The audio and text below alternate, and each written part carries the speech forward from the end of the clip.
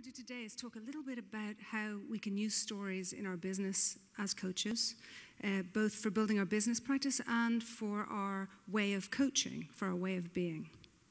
And I first came across this, I've been telling stories my whole life, but I first came across it as a training and development manager. I loved getting into the classroom and I would train lots of things, and some of them were more interesting than others. In fact, I worked for a financial services company in software development, and some of the material that I trained was not exactly riveting to me, to put it mildly. So I found myself telling stories.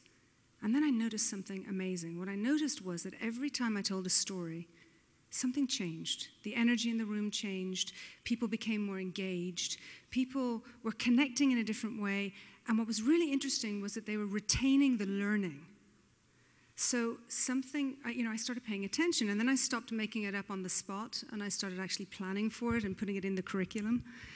So what happens is, the message here is that everybody knows stories sell. Okay, everybody knows that stories are the greatest tool of influence, and if you're paying attention, you'll notice that the greatest managers and the greatest leaders are the best storytellers. But when I went into coaching, I realized it was more than just selling and influence. It's actually about engagement and inspiring people and even healing. And I know a lot of coaches say, I don't heal. And I personally, if somebody tells me they're a healer, I'm going to run in the other direction. But the truth is there's something very healing about the activity of hearing and telling stories. And as coaches, we are blessed. And I said this to Relly just before we came on. We are blessed by being able to hear people's stories. And people need to tell them so badly. And it's just being in that space where you allow somebody to tell their story that incredible things happen. So it's this amazing tool, it's an amazing resource, it inspires people, it motivates people, it influences, and it sells. And it's there for the taking. We are all storytellers. And I believe this with my heart. And here's evidence of how we're all storytellers. Every single one of you have told stories today. You've talked about how you came to coaching. You've talked about as you networked with people around these tables. You talked about how you got to Vegas. You've talked about whether you've been here before or not. You probably talked about where you had dinner last night and who you're planning to have dinner with tonight. We're constantly telling the stories of our life. But what's really interesting as a coach is that those stories, which are completely subjective if you think about it, we choose the narrative, we choose everything about these stories, those are the stories that define our reality.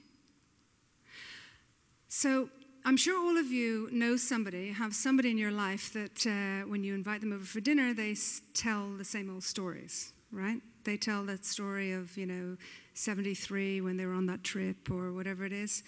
We all have them. Well, I started asking myself, what's going on here? Why are they stuck in their stories? And what are these stories serving? And what happens if we examine the stories? And that's the key. That's what story coaching is about. It's listening out for people's stories. It's examining the stories, and it's beginning to create new ones. Now, when I say create new stories, people say, what, you're rewriting history? You're just blanking it all out, forget it ever happened? No, that's not what I'm talking about. I'm talking about hearing a story and then learning, inquiring, questioning the story, wondering why it's working or if it's working, and then creating new ones. And that means reframing. That means talking from a new perspective. And you'll notice that the coaching words are slipping in here, right? That's what I noticed. Because when I went into my coaching practice and I was studying with a storyteller and I was studying coaching, having moved away from corporate and I wanted to get into coaching, I suddenly started seeing all this crossover. I suddenly started seeing that everything I learned about in coaching was what I was practicing in storytelling and vice versa.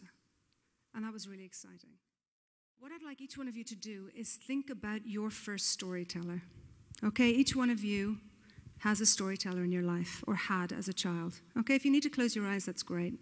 Think about, and here's who it might be. It might have been your mother or your father. It might have been a grandmother or a grandfather. It might have been a priest or a rabbi, or perhaps a teacher. And I'd like you to think about that person who told you stories, your first memory. And now what I'd like to do is I'd like you to think about where you were. Imagine your place in that. Imagine yourself in that place when you were being told stories. It might have been in bed in the evening. It might have been in a classroom or in a school. It might have been sitting in an armchair with somebody. okay? And when you have that person and that place in your mind, I'd like you to think about how you felt in that moment. Okay, come up with some describers, some adjectives. How did you feel in that moment that you were being told a story? Okay, and I just want to hear a few words. Yeah. Safe, thank you. Yeah, anything else? Excited. Okay, thank you. Loved, yeah. Supported? Mm-hmm. Nurtured. Nice. Anything else? Important, significant. Absolutely, absolutely. Okay, so if we take what I'm talking about right now, about this, the first storyteller experience, that's creating a safe space. Okay, so when I talk to coaches, well, how do you create a safe space? They say, well, I lock the doors, I make sure there's no interference, there's no telephone calls, and I make sure that we respect time and so on. That's all good stuff, really important stuff. But when you tell a story, the person very beautifully, very holistically, very easily, and very comfortably slip into a space that is unbelievably safe, where anything is possible, where they feel excited, and where they feel safe, and where they feel nurtured, and where they feel supported. And that's the same for pretty much every coaching competency there is. Take values. What I invite you to do is actually ask yourself 3 questions. And the first question is, where are the stories in my life serving me, and where are they not?